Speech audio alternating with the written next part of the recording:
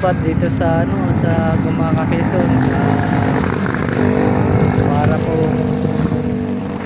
isa po itong malaking barko na napadpad ng papunta ng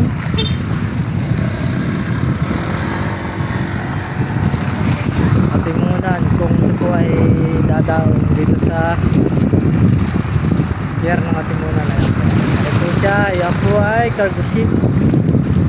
Dito po ako sa location ko po ay dito sa Gumaca, Quezon. Hanggang ngayon ito po ay mga 3 araw hanggang sa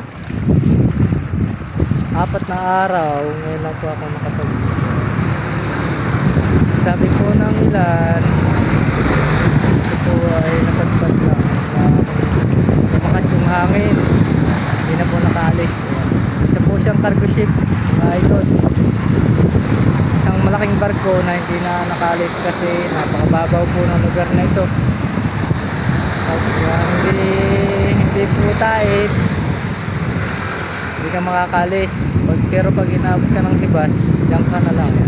Sobrang laki po niyan, hindi ko po alam kung anong karga.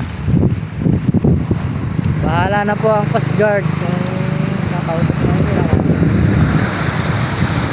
kung anong rason ang may karga niyan o mga cruise ship. Nandito po ako sa Lagyo, dito po ako ng video. Yan po ay Perez Quezon, Alaban. Pero ang sabi po ng ilan, inabot daw po ng Sibasco. Ito pa dyan.